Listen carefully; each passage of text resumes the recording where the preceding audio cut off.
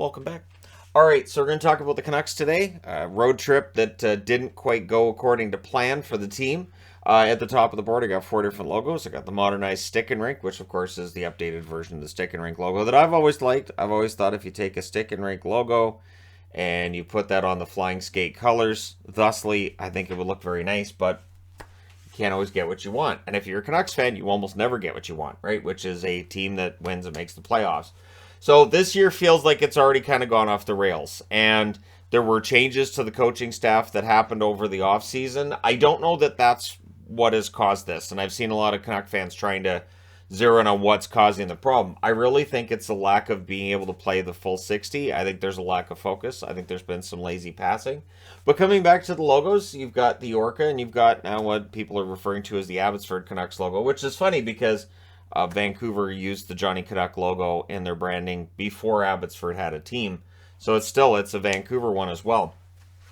But at any rate, the Edmonton Oilers, of course, the Vancouver Canucks back in the 60s had Johnny Canuck on the front of their jersey. But for the Oilers game, they did lead 2-0. They led 3-1 as well, and they lost 5-3. And that felt like it was a wasted chance. That they had all the momentum, and then it turned against them. And as soon as the Oilers had the momentum, it was over. They did outshoot the Oilers in that game 36-25. Jack Campbell was one of the 3 stars. Demko saved 20 out of 24, was out goaltended. Their power play went 1 for 8, not an optimal start. Their penalty kill, 1 for 4. Now, one of the power play goals that was scored by Edmonton was an empty netter that made it 5-3. They had pulled Demko in order to get it back to 5-on-5, but they were unable to generate much, and of course the Oilers get that empty netter, and that's game. Then against the Philadelphia Flyers, they led 2-0, and they led early, and it looked like Hart was having a rough night, and then Hart turned it around, and the Canucks started handing it off to the other team. So the Philadelphia Flyers did outshoot Vancouver, 31-30 in that game. Demko saved 28 out of 31. I think that was his best game of the season so far. Their power play went 0 for 5.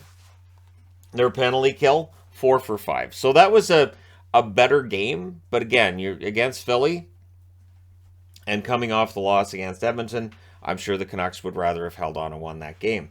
Then you get the 6-4 loss against Washington. This one is the one that's more concerning for me. Of the 5, this was the one that told me, yeah, there's a problem. They led 4-2 going into the third period, and they lost 6-4. The shots were 30 apiece. Demko saved 24 out of 30. Demko, of course, playing all 3 of the first 3 games and losing all 3. Their power play was 1 for 1. Their penalty kill was 1 for 3. So 2 power play goals for Washington on 3 opportunities. So then they go in against Columbus. Now, Columbus also, at this stage, winless to start the season. And Vancouver and Columbus went back and forth. It wasn't the best played game, but Vancouver did lead 2-0 at one point. They lost the game.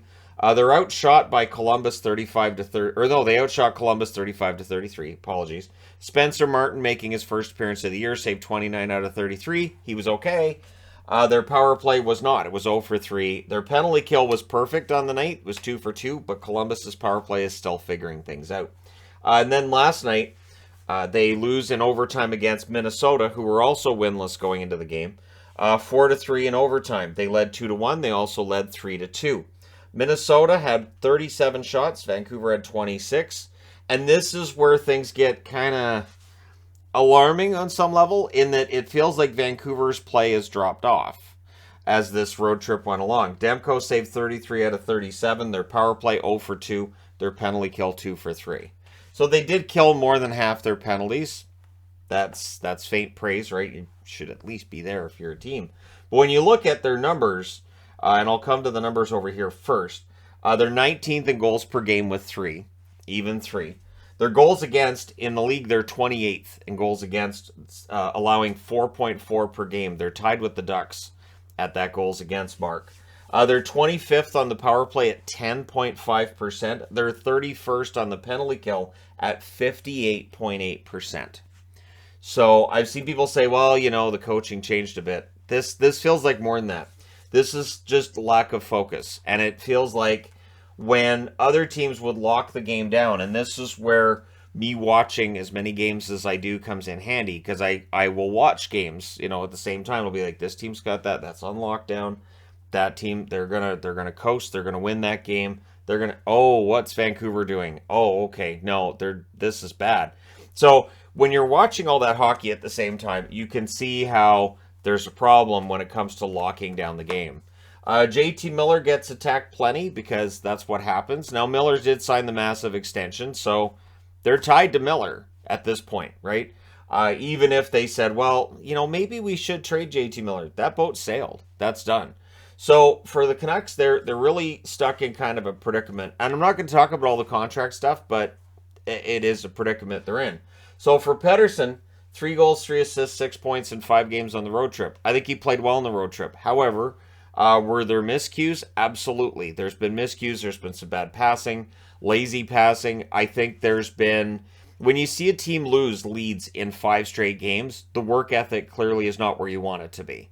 This is a team that is not able to shut down the other team, and or finds ways when the momentum goes to the other team, they just find ways to not get that momentum back. Horvat had, I thought, a decent road trip, 4 goals and an assist, 5 points in 5 games. I understand that a lot of the fan base right now thinks Horvat needs to be traded. That may happen. We may very well see Horvat end up getting traded by the Canucks. If they continue to play at this level, if they continue to lose games they should win, and they pull themselves right out of any idea of playoffs by the 1st of November, which I know that sounds crazy, but yeah, it is really tough to come back from slow starts like this. You're going to need, I still think 100 points is what you're going to need in the West. So now the Canucks need 98 points in the other 77 games they have yet to play, meaning they have to be 21 games above 500. So, and again, it took the Kings. The Kings get into the playoffs with 99 points last year. So, really, 100 points is what you're aiming for.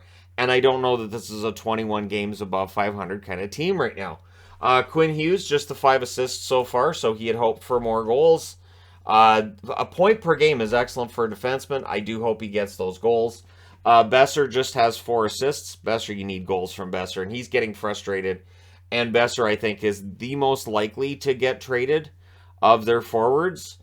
Again, it's going to be tough because there are so many teams up against the cap, but Besser might be the most likely to go. JT Miller, just the 2 goals and 1 assist for 3 points in 5 games. 99 points was a career year for him. I really hope that the offense starts clicking for him. Tanner Pearson, 3 assists in 5 games.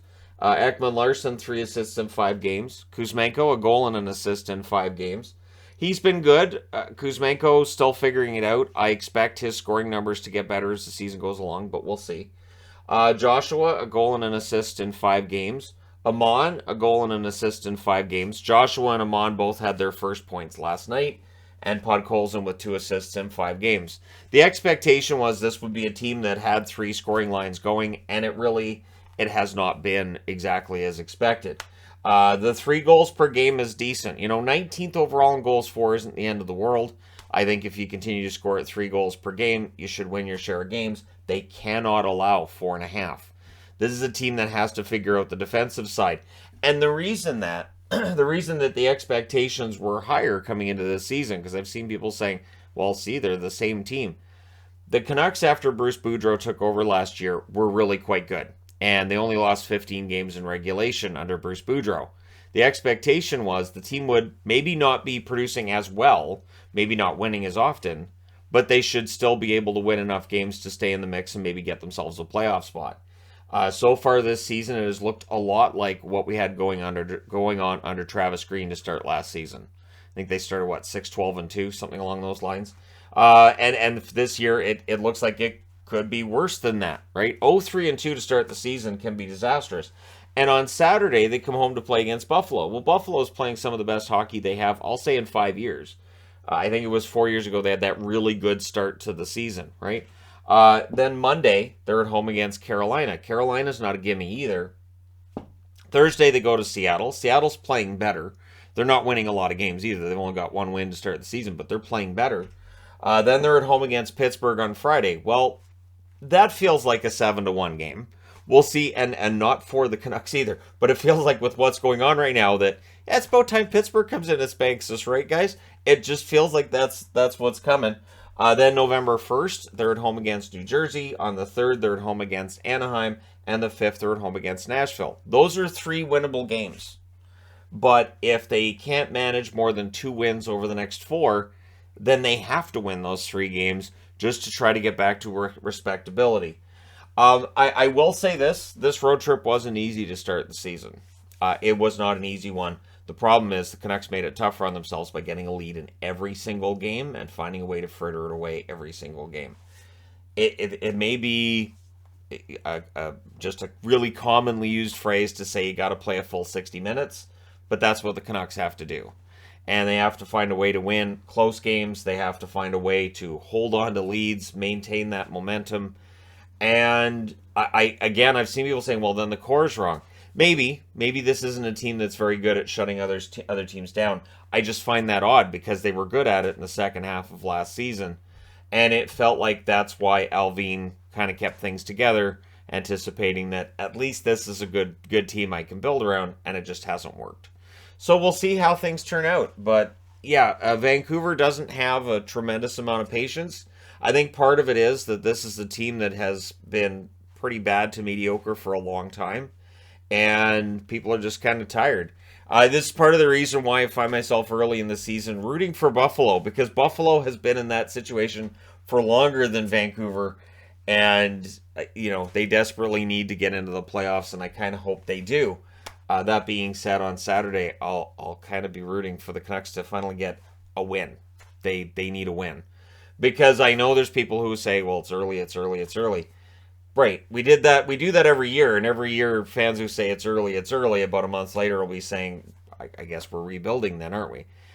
And I'd rather not see that with Vancouver, but it could happen. If Vancouver this year has a complete flame out, if this start is indicative of how this season's going to go, I would expect some scorched earth approach to how things are done from here by new management.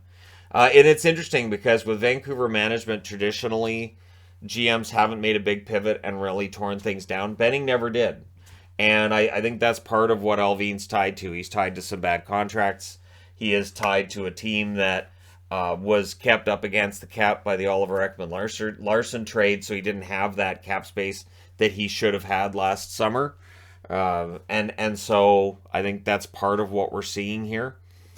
So I'm not going to say anything bad about the GM at this point because I don't think that he's had the kind of flexibility to make things right and fix what's wrong. He did express some frustration as we were getting into training camp about how difficult it was. And the upgrades on the blue line that he wanted to make, he wasn't able to make. And here we are with a 4.4 goals against average. So we'll see how things shake down. If you're a Canuck fan, let me know where you think the biggest problem is. I understand people are going to point their finger at JT Miller. Miller's always going to be kind of the loudest guy. He's always going to be opinionated. He can also be your best player. So I'm not going to put it on Miller. But at least Miller's honest and will say if he's not playing well. And I appreciate that. So anyways, there you go. Let me know your thoughts in the comment section below as always. Don't forget to hit like and subscribe if you're browsing your way through. You just happened upon this video. Thank you guys so much for watching, for all your support. I will talk to you again soon.